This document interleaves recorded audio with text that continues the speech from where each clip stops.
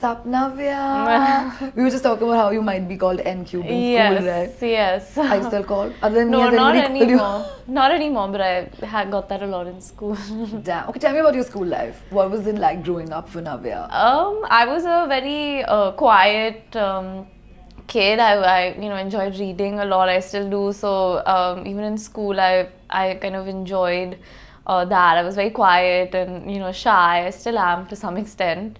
But yeah, I was a fairly good student. I think I enjoyed playing sports a lot. I enjoyed all the activities more than the studying part of it. Most of us But do it that. was a great fun experience. I think I wish I could go back to school now. Yeah, I know, right? We all wish at the same I wish point. I miss school. Oh, you miss school. But you spoke about being shy in your childhood days, and now you have your own podcast. And Yeah. congratulations, because you Thank won an you. award for the first one. Thank Is you. that how you transition into the second season? Because you're like, oh, I'm doing a good job. No, at I it. think no. I mean, really grateful for like all the love and support we got for season 1, and I think people kept saying they wanted to see us on video, and Yeah. the first season was of course completely audio. So we wanted to come back with a season 2, and now of course it's a podcast. You can see it on YouTube. So I think that's a big factor that kind of played into us wanting to do season 2 is definitely so that we can also do it on video. So really happy that we were able to do that. Big question. How did you convince your mum and your nanny to do this with you on camera? Because you know that the image Yeah. that you guys have, everything's Yeah. going to become probably like a headline. And Yeah. what kind of creative liberties you all took, and what kind of boundaries you all set to like be authentic to your viewers and Yeah. listeners, yet at the same time protect yourselves. You know? Yeah. So the whole podcast was my mom's idea. She's the one who kind of suggested we even do it in the first place. So she was very kind of up for the whole concept of us, having these conversations. My nani is always a good sport, so she was, very easy to convince to come and do this with us. And I think for us also it was important to, have these conversations in a platform that is so public, Yeah. because we wanted to kind of also in our own way normalize some of the themes that we're kind of addressing, or the topics we're addressing in our episodes, which are unfortunately still sometimes Yeah.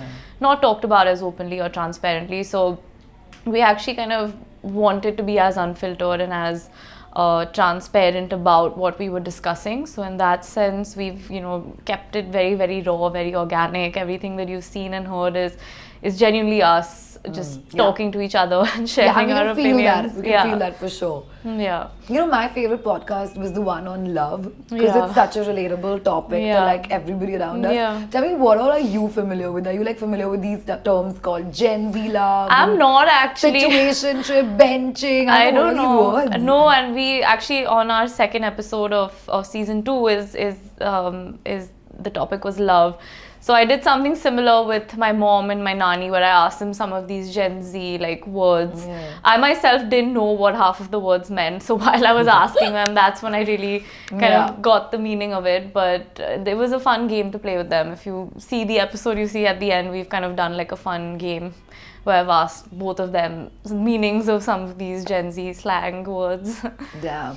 But tell me something, what's interesting to hear and to watch is that there are 3 different generations altogether sharing Yeah. perspectives on various topics that are probably even relevant then to now. There's a transition for Yeah. sure, but everybody has a point of view that one can take away from. Yeah. I want to know, on like by and large, what are the few takeaways that you've taken from Jaya ji and of course your mother Yeah. on a topic that you feel is the closest to you? Let's say from all your podcasts only, if you had to pick.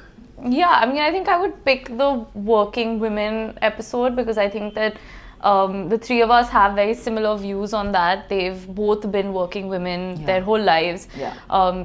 They've both kind of professionally done so many different things, and I'm also kind of someone who likes to do different things, try different things. So in that sense, we had very similar opinions and views.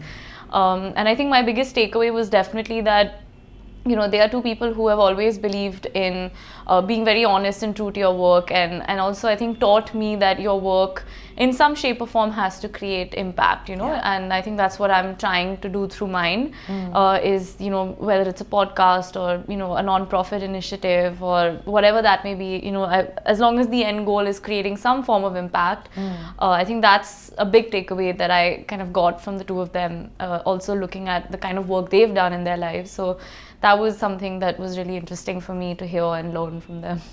I'm sure you get asked a lot, why hasn't Navya chosen acting as the profession? Yeah. Let me ask you the same thing. Why, Navya? What the hell? I think, I don't know, it was never something I was inclined towards. Like I said, I was very shy as a kid, and I've always been more interested in, creating things like as, a business or an initiative, and that was really where my passion and my excitement lies. My dad's side of the family is, in business and has been for so many years. So I think that was something that excited me more and something that I was more keen to do for myself. So definitely never thought about getting into acting or, none of that. I think I'm very happy with what I'm doing now and grateful that I kind of got the chance to do it. And nobody in the family also told you that, Navya, come on, do it. No, I think they're very I guess they're feeling that for you anyway. Yeah, I mean, they've always been very supportive of whatever I've done, and I'm very grateful for that. So they were very excited that this is the kind of path that I wanted to take, and become an entrepreneur and work with my dad. So they were very happy that this was something that I chose to do. And they're super excited by all the new things that I keep kind of doing. For sure, so it's nice to have that kind of support. What kind of conversations, Navya, you have with your own self in your own head when you sort of have to navigate any situation in your life? Like, what do you tell yourself? Probably that I'll figure it out in some way or the other, but I think most of my thoughts and conversations are all around my work, like, now what next, and what more can I do, and, how else can I kind of create some kind of impact, or what new way can I, or new platform or medium can I use to like communicate the same thing. So that's always going on in my mind. I think I'm always looking for something new to do, something new to challenge myself with. So that's what I'm constantly thinking of. But tell me something, Navya, now when you're also opening up to the public and you're obviously welcoming more people into your private space, tell me, how do you sort of strike a balance between keeping what's personal and dear to you and then obviously letting out things that can probably be consumed by people? So how do you maintain that balance between privacy and like public I think on all platforms, like whether it's social media or even through the podcast, I think that I've only spoken about things that I truly believe in. So even through the podcast, I've talked about my work, I've talked about my opinions on certain things in, regards to women empowerment or gender equality, and these are things that I really stand by. So I think for me, it's important that, even off camera, these are things that I believe in. It's not that I'm just saying that because I have to. It's something that I genuinely do believe in and kind of follow in my everyday life. So I think for me, especially, when I am communicating things on a public platform, it's really important to be true to myself. So these are things that you could catch me saying even off camera. So it's not something that like I'm, striking a balance or I'm trying to kind of say something and not say something. I think the podcast is a big example of that. We've really been very open and very honest about a lot of things. So I think, whatever you see is what you get with me. So I've always tried to just be as honest as I can when it comes to my work and like the things that I believe in. Lovely. Okay, very inquisitive to know, is ever there going to be a podcast that also has Mr. Bachchan in it? Because that would be so interesting to watch. Number one reason, I'll tell you why. For me, he's such a young man even right now. Like his Instagram posts make me feel like, oh come on, our generation men are doing it all wrong. Let's take one or two things from him. Is he going to come ever? Do you think you'll convince him? I think that's up to him, but it would be, I would love to listen to his podcast. Yeah, so for sure. And what topic do you think you would probably want him to talk about? It could be endless. That podcast would have many, many seasons because he has so much to say and so much knowledge to give. And, I maybe, if that's something he's interested in doing, I hope he does start one. I'd definitely tune in and listen to it. We all will have like a cross podcast happening. Maybe we can always hope and manifest for that. Tell me like a cross-generational thing that you learned from Mr. Bachchan, something that you taught your Nanu and something that, he's learned from you. I don't know if there's anything I can teach him. Definitely always learning from him. He's, of course, like you said, somebody who has so much knowledge, so much experience. So more than teaching, I think I just want to listen and try to kind of take in as much as I can because there's so much, that he has, and if I can kind of take like even 1 or 2% of that and apply it in my own life, then I hope I can kind of do a half or even like a quarter of what he's managed to do. So I think it's more than teaching, it's more just about like listening and observing. So ages ago, I'll share this with you since you're opening up to me. I was probably 18 or 19 years old, and I was a stylist for one of the KBC shows. Oh, okay. Seasons rather. I don't know which season that was. And I worked with him for 5-6 probably episodes. And there was about 7-8 days that I worked for him from, because I was a guest stylist. And oh my God, what an experience that was. So I was just like, oh my God, Navya, I'm coming to talk to her. This is interesting. Life's coming full circle for me. Yeah. But I want to route it back to your podcast as well, right? As a creative person yourself and an entrepreneur yourself, what kind of prep that you do before you sort of sit, ideate? Like, what's your process like? I think what we actually try to do is keep it very organic. So we don't like prepping too much, because I really want the conversation to be in the moment, natural, and just the reactions to be genuine reactions. So we didn't prep too much for season 1 or season 2. I think the only thing that we kind of charted out were just overall themes that we wanted to address or touch upon. And I think a lot of those themes or topics that we've selected have just come from personal curiosity. These are questions that I have, and these are things that I want to talk about or discuss with my mom and my nani. So just overall themes and topics, but beyond that, there's not much that we wanted to prep. And I think once you watch, of course, you see that it's all very natural, and that's what we wanted. We wanted to keep it very real and not kind of script anything. I wanted their genuine reactions, their genuine answers. So I would just kind of tell them the theme of what we're going to talk about today, but the questions and everything else you see in the episode is on the spot. Like, it's just things that we have, the questions that come up, or like, whatever they're saying is very, very like in the moment and real. I'm so glad you made it into a video version as well, because not that we do not mind hearing you as well, but just watching something visually is a lot more appealing. You can watch the giggle, you can watch the fun. So I think it's definitely been fun, because now you can see all the stuff that's happening as well. So I think people are liking that, enjoying that more than just hearing, which is good. So I'm glad that we made this transition to video. Your mom also did not actually take acting as a profession, so she's also pretty much like you. Are you more identical and more like your mom? No, I mean, I'd love to be more like her. I would love to kind of grow up and be exactly the way that she is. Oh, she's fab and witty. She is funny. Very, very witty, very intelligent. So no, I mean, we're all very different. She's a writer, she's an author, she's written a book, and she loves writing. I'm more on like, I don't know, I'm not very creative. She's definitely more creative than I am. She's definitely more intelligent. She has more kind of she loves reading. These are all things that she enjoys doing, and so I think the commonalities that I hope that I eventually do become like that. She's someone I admire a lot and seek a lot of inspiration from, so I hope that I can kind of become similar to her in the future. Tell me, like, what's that one common thing between all three of you? Between you, Nani, and of course your mom.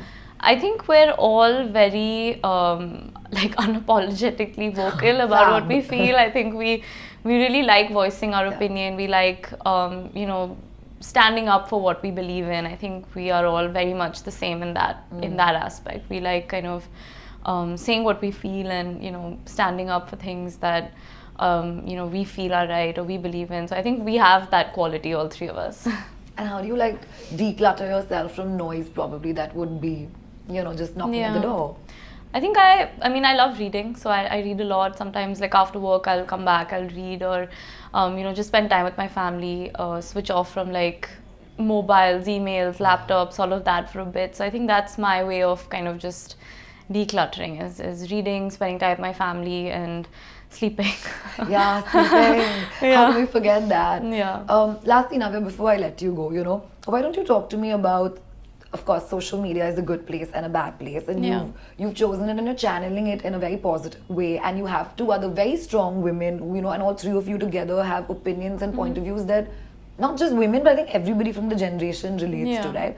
I want you to talk about a little bit of a messaging point of view from what comes to you first, in terms of striking that balance between it not becoming a filthy place and we stick to it becoming probably the direction that you're giving it via your podcast.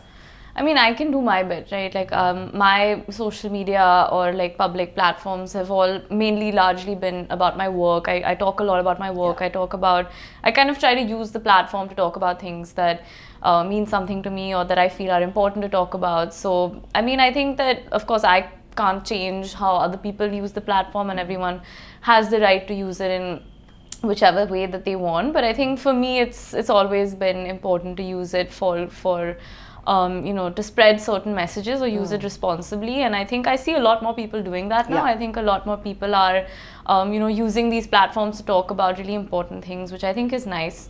I mean, and I think it's also nice that people are using it for like entertainment and things like that. Everyone which loves. I think is fine. Yeah, everyone loves watching reels and like looking at memes. So I think it's at a good balance right now. I'm sure that with social media there are always positives, negatives, and I think it's just about how me or you as an individual kind of chooses to use that platform or chooses to interact or engage on that platform. So I think I'm trying to do my bit, and I respect and appreciate people for however they are choosing to kind of interact or use the platform also. So it's my personal suggestion, because there's so much trolling and there's so much negativity also that people who face the camera sort of have to go through it, irrespective of whatever opinion or whatever we say, right? So if at all you could ever probably have a session or a chat with your mom and your, obviously your nanny about how to deal with that, that would be amazing. So maybe season 3, that's something we can... Maybe season 3 you can talk about, talk about how to get rid of and declutter from social media noise. Yeah, and maybe that's a good topic for season 3, so I'll definitely... I would really want to know what your mom would have to say to that. I'm sure she'd have a lot of wise things to say, so I'll definitely use that as a topic for season 3. And then somebody who's probably not been introduced to social media, and then now like she has to be on it, or probably like she's always papped or checked. I would like to get that perspective. That's a good topic. I'll definitely use it in season 3. Maybe Navya might consider in season 3. So I said, okay, let me just throw it in the air. Thank you. I think that's a good one. But thank you so much for removing time and chatting. This is lovely. So I'm looking forward to season 2, and I hope you bag in another award for season 2 as well. So Yay! Thank you. Navya. Thank you.